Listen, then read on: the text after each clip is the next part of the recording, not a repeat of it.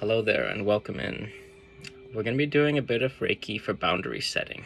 So whenever you're ready, lay down, sit down. You could focus on the screen or just listen. This type of energy will reach you wherever you need to be. So take a deep breath in and slowly exhale. I want you to imagine any heavy energy you might be holding on to, any stress, any anxiety, energy you've picked up from other people.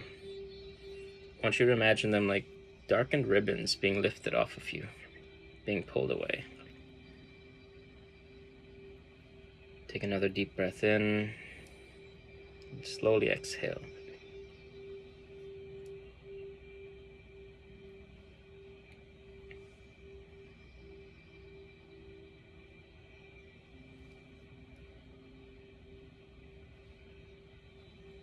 So a lot of people ask me what I do with the heavy energy, if it affects me or not. But before every session, I open up shamanic space. I call in my angels, my ancestors, my guides, my deities, my power animals, all of them, to come and protect me, to shield me. And then afterwards, I kind of use Florida water in my room, incense, bells, or rattle. And so as I pull and lift the heavy energy, imagine it being lifted off. And so I keep a white candle next to me. And so I've asked that candle to take the energy, to burn it up.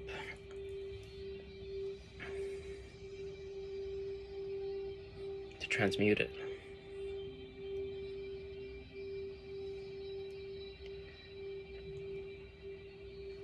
And so also within shamanism, we gain things known as power animals. We go on a journey to obtain them.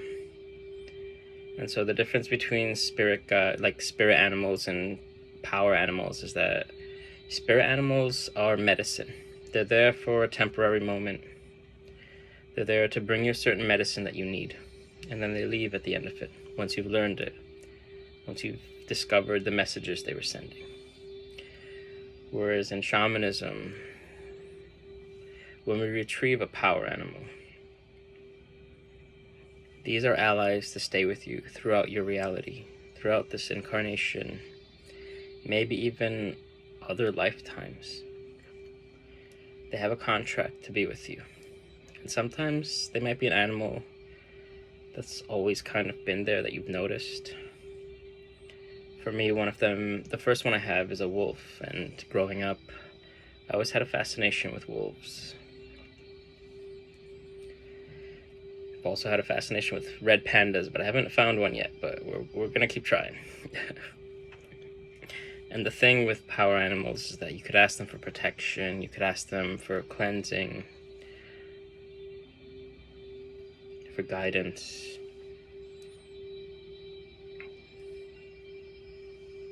And so I'm planning, when I start doing one-on-one sessions again, that's something I'll start bringing to people. Power animal retrieval. Because the idea has always been to teach others the meditations they need to heal themselves. And I think obtaining a power animal or spirit guide, those have been two of the most influential things for me on my own healing journey. But yeah, I forgot. I don't know if I said it. My intention for tonight is boundary setting. That led me into power animals a bit because of the protection they bring. But how do we set up boundaries? Because as we grow up, we're taught not to have boundaries. We're taught that we have to fit in. We're taught that we have to play nice with others. Even for survival. If we don't fit in, we get kicked out of the society.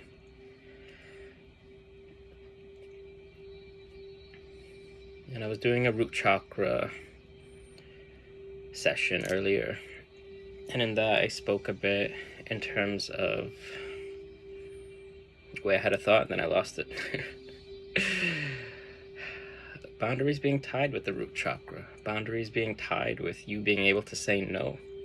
The first boundary you have as you're growing up is learning to say no.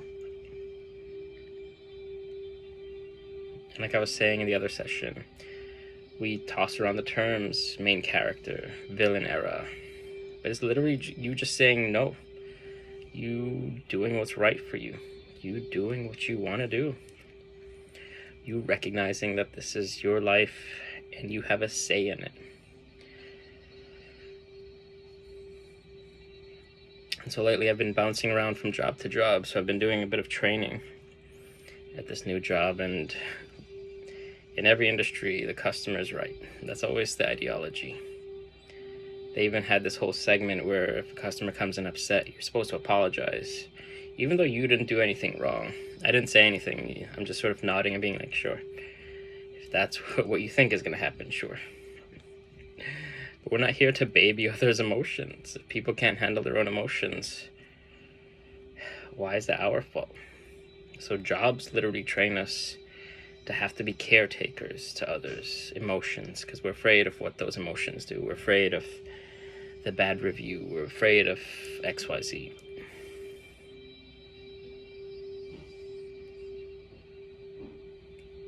That's not my way. I've done that for so long, so it felt natural, like wanting to do that. Like, oh no, if a customer's upset, oh, I have to do XYZ or this, or if manager's upset, I have to appease them or whatever. I'm like, no.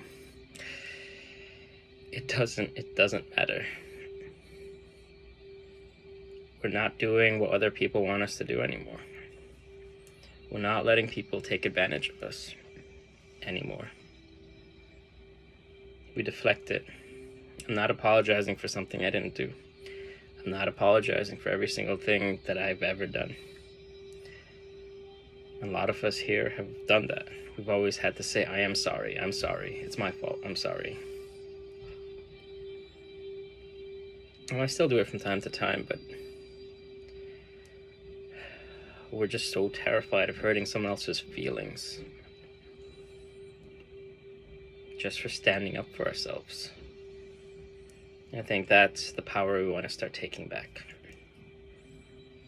How do we take our power back?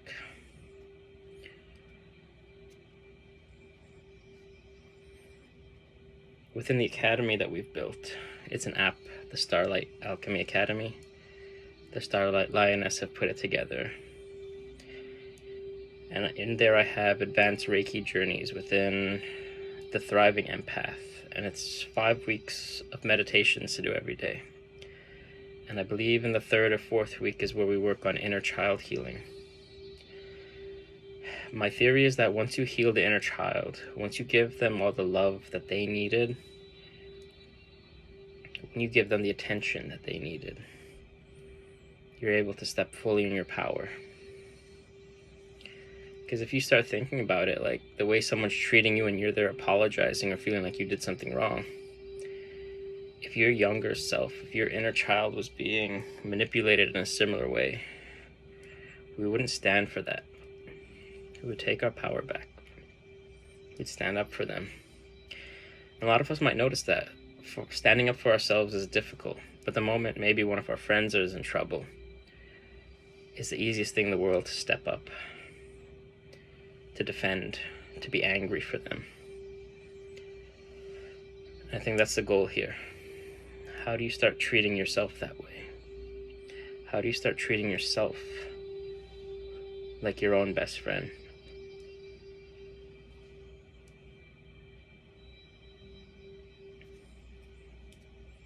And these are conscious things we think about because we've been programmed not to think this way. We've been programmed to people please, to say yes. And in some cases we do have to say yes. There are obligations, there are family, there are people that depend on us. This is true. But those are the people that are important. The people that are not important. The people that are manipulating. The narcissists that are taking your energy. Those are the ones we want to take our power back from. So one of the affirmations I've had to use frequently is I take my power back from those that no longer serve me. I call back my strength and my energy. And so this is solar plexus energy. So even if you're not a Reiki master, rubbing your hands together, feeling the heat, imagining an orb of light between your hands, and you resting that just above the belly button, that's the solar plexus. That's your strength. That's your inner light. That's your determination. I just feel a bit more heavy energy. I'm just going to pick out any anxiety, any stress. All right. We're going to replace it with light energy now. So if you want, imagine yourself being washed by pure light, by pure energy.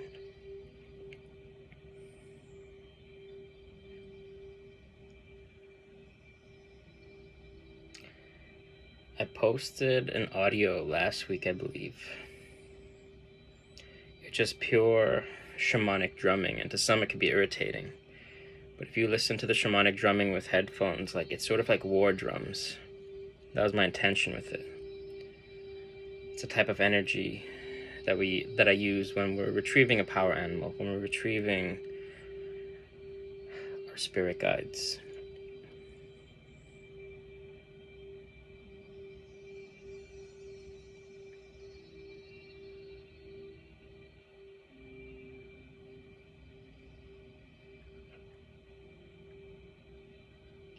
A lot of times heavy bass is what helps bring me back to center. It's sort of like an angry energy, but an energetic energy. I'm using selenite to replace any energy that was removed. Ease any anxiety, stress, or depression that might still be there. But also give you the strength for your boundaries.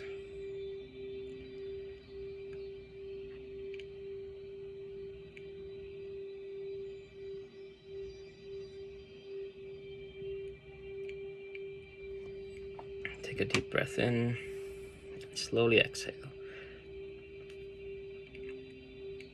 And so that's always been my goal, creating bits of content for quick tune-ups, for creating shielding. And that's why the Starlight Lioness and I created the app, the Starlight Alchemy Academy. It's that mixture of Reiki, alchemy, mediumship, psychic energy. Everything we took to find ourselves, we wanted it in one place. Every tool that we needed on the healing journey, we put that into the thriving empath section. Because I feel like it's about forming habits, and that's how we set it up, where each week it releases new content, new lessons. Because if we don't have sort of that daily reminder of certain things, we kind of fall back into old patterns. So you could be here for this moment. You could receive this healing where I'm literally healing through it. I'm helping you adjust into the Reiki energy, and then you're allowing the Reiki energy to heal through you. Where the academy and the meditations help bring you back to center. They start teaching you how to access the mind, the imagination, the psychic abilities that you have. It's about you learning to trust your intuition, to trust how powerful you are, to trust how important you are. We don't have strong boundaries because sometimes we don't think we're important. We want to be important to other people, so we think if we bend over, if we give and overgive and become altruistic, that we'll be recognized as useful. And this was a trap I fell into many times throughout my life, in jobs, in relationships, in friendships. I have to be there whenever the other person needs me. I have to, if they need money, I have to give them money. That's my responsibility as a friend, as a lover, as whatever. You're the most important person in this reality. Your longest relationship is going to be the one that you have with yourself. And the goal from this moment, from the moment of seeing this video, is you tending to that inner garden, that inner mind that you have, that inner child, the higher self. This is about you unraveling all the things that you thought you knew as reality and rewriting that construct. I'm going to begin using a few different crystals for the healing section. I'm going to begin with some obsidian. This one's directly related to the root chakra.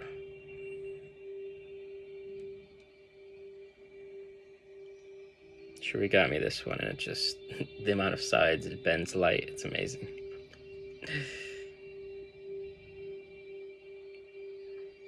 Also, my desk is a mess, so it picks up on every single bit of it, but it's all good. It's for grounding energy. Obsidian's created at the center of all the elements. Earth, fire, water.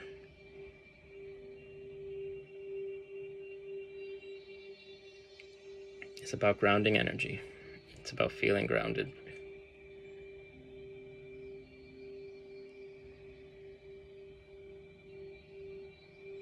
It's about you connecting, grounding within yourself. And what I mean is that your thoughts and your mind connect with your physical body and what you do in the physical realm.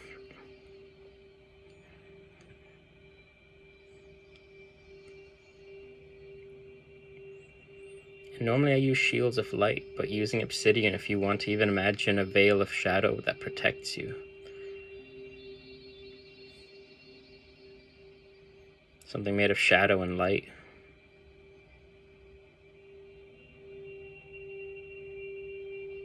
I imagine something like, I don't know if anyone watches Star Wars, there's something known as a black lightsaber. And the very core of the light is pure shadow, pure darkness, but around it has this iridescent glow to it. Imagining a shiny shield like that protecting you as you go throughout your day. Something that could repel energy, that can reflect energy.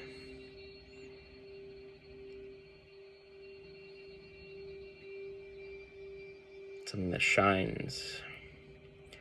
We're stepping into a different kind of magic. I didn't intend for this tonight, but this is sort of glamour magic. All magic, all Reiki, everything is about your intention. You can use Reiki to create armor around yourself. I can channel Reiki through the crystal to create shields of light around you. Glamour magic is about setting your intention, whatever you're wearing in jewelry and clothing and accessories, and having a certain intention with it. What is your goal for the day? What kind of energy are you calling in? How do you want to be? And this is sort of like the actor, actress presenting themselves in this reality.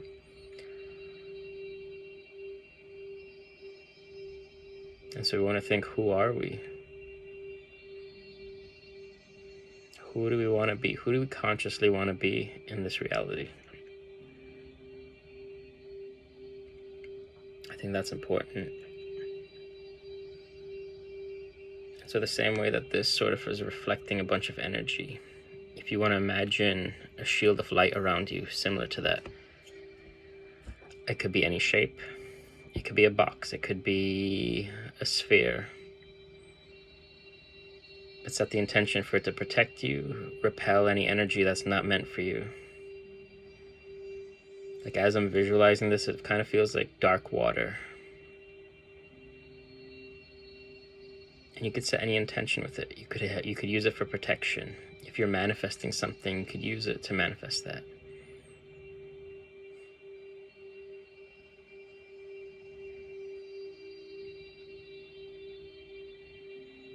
And so obsidian is also used to help you persevere through any challenges that you're going through. So anything I use here is a bit amplified. It'll help you move through your challenges. It'll help you dance through this reality. Because we're going through a lot of energy, and you might have felt it the last 2 weeks. The eclipse, Mars is in retrograde, the full moon is on Monday. A lot is going on, a lot of energy is around us, affecting us. And it affects all of us differently. Some people are attuned to it, some people are not, and that's okay. So we also want to use this to kind of disrupt energy that's sent to us, energy that's not meant for us. We want to make sure that gets ricocheted or repelled. So every morning, imagine some sort of shielding around you, a bubble of light, a shield of light. I think that's important. And so a few weeks ago, I did a group Reiki session on energetic shielding. And so this is something we have up in the Thriving Empath section of the Starlight Academy app. And so they reached out to me a week later, and they're like, I've been doing this meditation every single day, and it just, they didn't know if they were supposed to do it every day, but that was my intention for that one, to do it every day, to imagine bands of elements protecting them. And so they've noticed major shifts in their reality, major shifts in who they are. They feel more confident. They feel protected. And I think that's what helps the root chakra. That's what helps us feel safe in our reality. We're gonna switch crystals now to labradorite. This one is unique. This one, it's not just for physical boundaries, but for psychic boundaries. People set their intentions on us, and sometimes it gets through and it affects us. I think on Monday I just felt like this wave of depression, and I couldn't figure out why. Well, there could be a lot of reasons why. A lot of things have been happening in life, but overall I was like, this is a good day. I don't know why I feel so overwhelmingly sad. And then I thought, like a thought of someone popped into my head, and I was like, why am I thinking about this person now? And it's the realization that on a psychic level, I'm tapping into their energy by accident. Because they're feeling sadness, and it's sadness being projected onto me. And so that's difficult. That's heavy energy. Not others' intentions to bring sadness and sorrow, but if you think of a person, you think of sorrow, it can affect their energy field. It took a lot of energy to shake that off. And so there's a concept known as cord cutting. And so same thing within the Thriving Empath, we go over cord cutting, removing heavy energy, removing that shadowy energy. And I think that's important, where a cord is something that gets designed, it gets connected to us through attachment. And it could be someone that we've known forever, someone that we've been in a relationship with, different things like that. And they create this space within us that connects to us. In certain cultures, they imagine everyone that we encounter and interact with, that there's this red thread that connects with us. And as we connect to that person, those threads become intertwined, bringing us together. There's no real way of removing it, but the concept of cord cutting is removing it. Removing that bond, removing that heavy energy. And so I believe in the 3rd or 4th week as well, that's where I introduce cord cutting in the Thriving Empath. A way of letting go. And a lot of times on the live events that I'm doing, we do cord cutting. We remove that energy. And so we could even pick up cords just from being near someone in passing, someone that might be in heavy, dense energy, walking past them, we might be able to tap into that by accident, and a cord can be formed. And so our goal is to remove it, to cut it off, to do different things, to do the shielding, that way we're protected and shielded from any of that energy that's coming up, because a lot is being thrown at us on a day-to-day basis. So this one is set to protect you from mental and psychic negativity. So things other people have sent to you, people thinking about you, ruminating thoughts. You want to let go of them.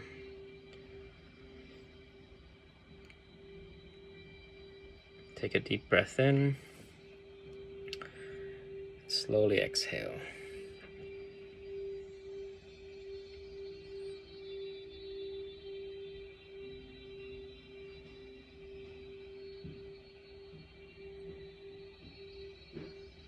So we're protecting ourselves from the thoughts, from negative intentions, from heavy intentions, from other people's ill intent. And that's what this one was for. We're gonna switch. We're gonna use kyanite.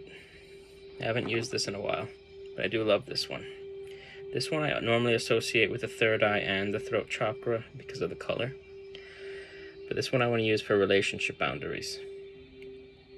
It'll help us maintain boundaries that we put into place within our relationships. Boundaries within relationships are important. And this could be friendship, the relationship you have with your parents, the relationship you have with loved ones.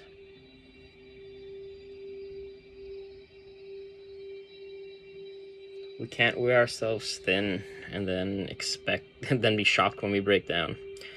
That's what I did a lot within work, within my romantic relationships, within my friendship relationships. It was so much trying to keep it together until I reached a point of burnout. And I'm still stuck in burnout, and it's been like 3 years where I've been trying to shake that heavy energy. But it really knocked me down, and it just felt like after that, everything just kept knocking me down.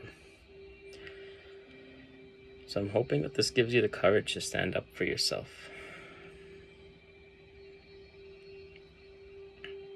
To take control of your reality. To set those boundaries. Hopefully this clears your mind as well.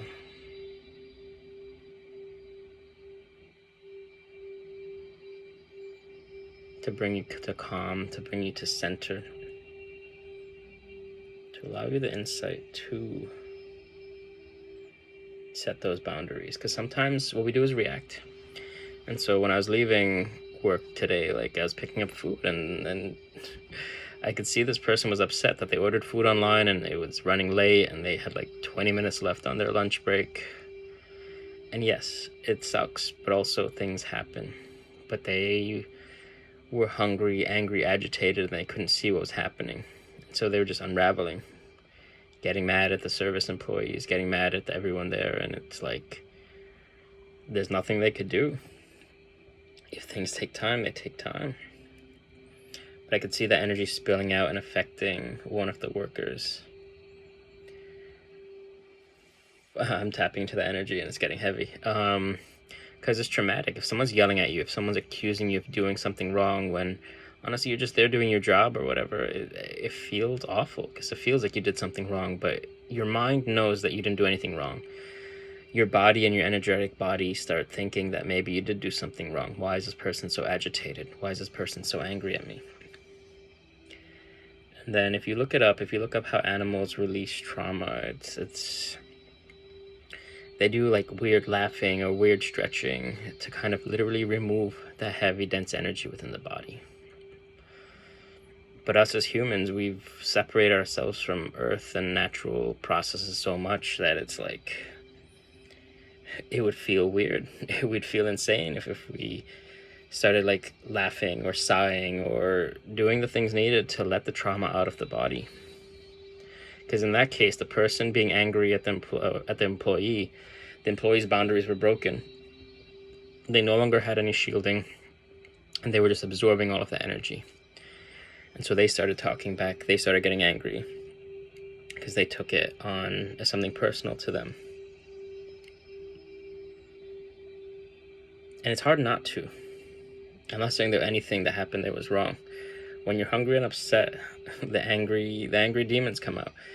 And if someone's yelling at you, and you know you're just there trying to do whatever it takes to put food on your own plate, you're going to do whatever is necessary. If you feel like you're under attack, you're going to attack back in some way. But us in a civilized society, it's not, hopefully it's not about violence, but we don't know where to displace that energy that's coming up, that's shifting.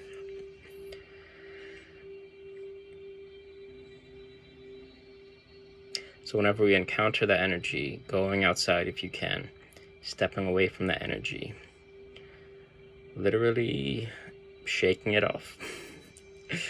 For those that like Taylor Swift, that's exactly it. And that there is a movement to that where literally if you shake your wrist, if you felt like you have a bunch of energy that's pent up, shaking both of your wrists like that, jumping up and down, is literally you releasing that trauma you've just absorbed. And from there, you could start setting your boundaries back up. If you don't take the time for self-care after something like that, you're just stuck there. You're stuck sitting with emotions that are not yours because you've absorbed others' energies. Others' energies that were triggered by their own internal traumas that have nothing to do with you. The kainai is also supposed to help against manipulation and bullying.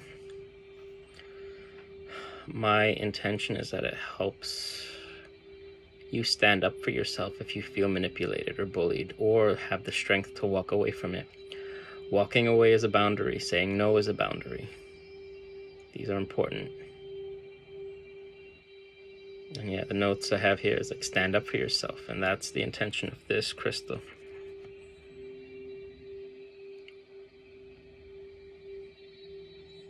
It's supposed to help with communication. So when things do come up, you can communicate more clearly, more effectively. And as it clears through the third eye a bit as well, it helps you recognize when you're tapping into energy that's heavy and dense like that.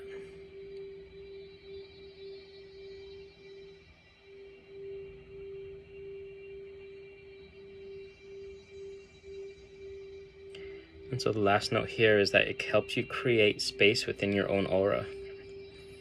And for me, that kind of leads into, I don't know if you've heard of metacognition, and it's the idea that you can think about thinking, which is wild if you put it on paper, where it's like, I'm trying to think how to describe it. Sometimes, this doesn't always happen, but sometimes if like someone's yelling at me or screaming at me, I'll either be fully engaged in that moment and trying to defend myself or be a part of it, or sometimes I'll feel myself kind of separate a bit and step back. And so the fearful thoughts popping up, the ones being like, I should attack this person, I don't know what to do, I should run away, I can start easing myself down, talking to myself, picking at each thought as they come up as I'm defending myself, and recognize where this energy is coming from. Sort of like Monday, where like the energy came up and I didn't know where it came from. I was finally able, like, oh, maybe this was never even my energy to begin with. I need to do some sort of cleansing to let go of that. And that's important. The next crystal I have is black tourmaline. We've spoken a lot about the root chakra. And if you want, check out the Starlight Alchemy Academy YouTube page. I'm starting to post a few Reiki videos up there too. I'm trying to get a bit more subscribers there. That way, hopefully, I could start doing lives on this channel and on that channel as well. Especially like moon ceremony stuff. I think it'll be fun to do moon ceremonies in spaces like this. Energy pending. It's always energy pending. You have to take care of your own energy. And when you're an energy healer, and honestly, if you're here, if you're watching this and you're resonating, you're probably an energy healer and you don't realize it. If you're an empath, you're an energy healer. Off the bat, you're analyzing energy, you're feeling energy. If someone's hurt, if you see someone hurt, you feel that internally. You feel that in your mind, you feel that in your heart, you feel that in your stomach. And you want nothing but to help them not feel that way. And that alone is intention setting. You not wanting them to feel hurt because you know what it was like to be hurt in a similar way. You're automatically sending them healing by thinking, I don't want you to feel pain anymore. I want to take that pain away.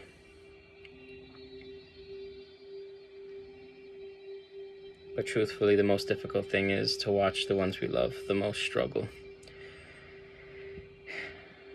But knowing this is the hardest part, knowing that they have to struggle sometimes to break free.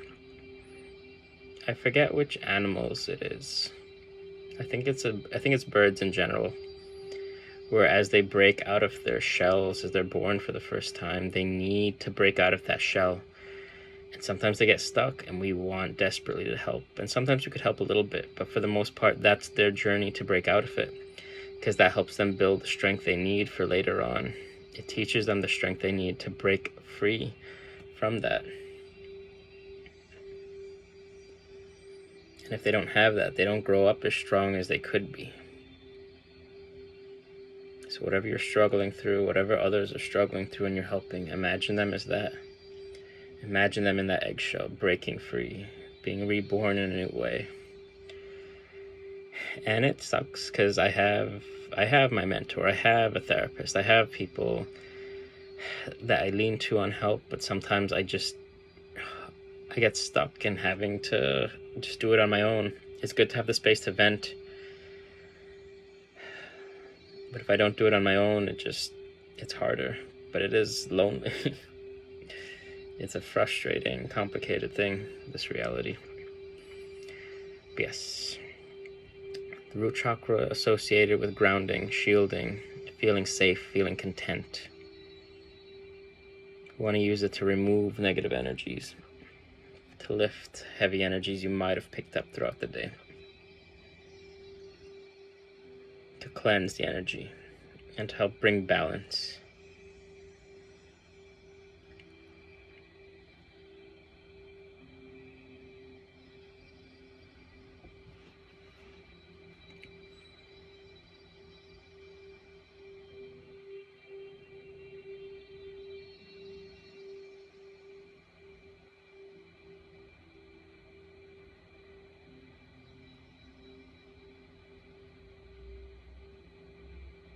All right, I'm gonna bring out the last crystal.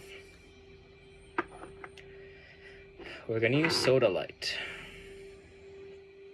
This one's associated with the third eye and the throat chakra, just like the kyanite. This is for emotional calm, emotional balance, mental calm.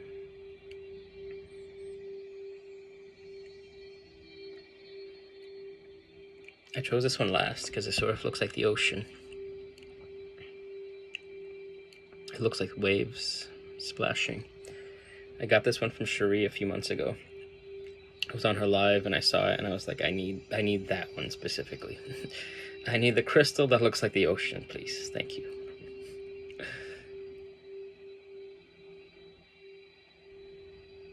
What does the ocean represent? It's everything. It can be life, it can be death. It's very Scorpio energy.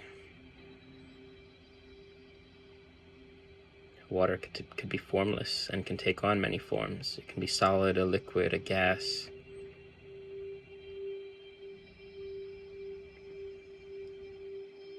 And that's how I visualize Reiki.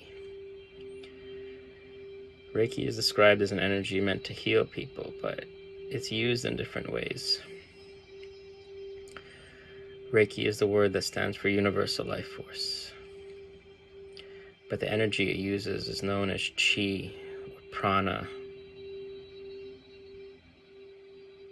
And these energies are used for both creation and destruction. So there's a softness to it, but there's also a hardness to it, depending how you use it. If you look at martial arts, if you look at like things like Tai Chi, which is it's the softer version of the martial arts Tai Chi Chuan, where Tai Chi is more slow, subtle movements, and the martial arts form is about being soft and gentle, but then acting swiftly and sharply, just like the ocean waves. In Kung Fu, they use it as well, channeling energy from the earth, then using it.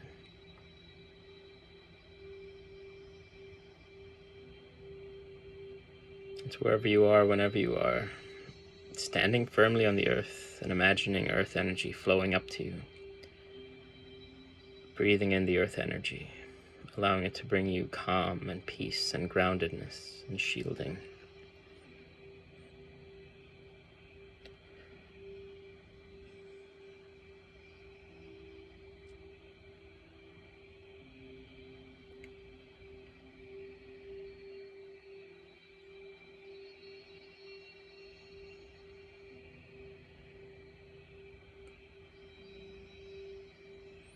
All right, I'm gonna use just a bit of light energy to wrap things up and just kind of end with my usual talking points. If you're new here, welcome in. Please subscribe, please like if you're enjoying this. Please check out the Starlight Alchemy Academy YouTube page as well as the app. If you are on your healing journey, if you feel called to any of the things that I've mentioned here, that's the place you go to. If you're kind of lost looking for your way, either the healing empath or the thriving empath sections in the app is what I'd recommend. And so these are the techniques that I've learned, that I've recorded, that I've created, and that the Starlight Lioness has also worked through, battled through. We both wanted to learn magic, to heal different aspects of our reality, to find power in these almost powerless circumstances. And so that's kind of what we're trying to bring back to everyone else. For me personally, I think I'm stepping away from doing like one-on-one sessions and trying to go more into mentoring. And I see the app as the place for me mentoring, teaching people what I needed. And hopefully in 2023, I'm going to start bringing a lot of the shamanic aspects to it. Because that's where I really started diving into the healing aspects. But the advanced Reiki sessions I have in the Thriving Empath, those were derived from shamanic journeys. So they're just as powerful, they're just as healing, because we play a bit with soul retrieval in a way. And soul retrieval kind of dives deep into ourselves and brings back up wounded versions of us to heal, to offer light, to learn things from. I think that's important on this journey. Also, we try to do live events there. Live meditations, live Reiki healings. Just because in a group setting, I feel like there's a powerful energy when everyone's just sitting around in that meditative state. And that's kind of where I began my journey, where the ideology was that if I get enough people into a meditative state, it begins to shift the reality. It begins to shift the world around us. And they've seen this happen where they've had Buddhist monks go and prayer in cities that had like high crime rates and things like this. And in the times that they were meditating or working, they noticed a decrease in that. They noticed a shift in the vibration of the earth in those places. And I think that's always the goal. Connecting everyone back to the earth, connecting everyone back to their birthright, their own energy, their own strength. And it's okay if you learn your strength and you lose it. I think this reality is about constant death and rebirth. But I thank you all for hanging out. Thank you all for listening to me. Let me know if this resonates with you. Check out the links in my bio. I am posting some Reiki videos up on the Starlight Alchemy YouTube. Check those out. Send them some love as well. Sending you all love, sending you all light. Remember, you got this.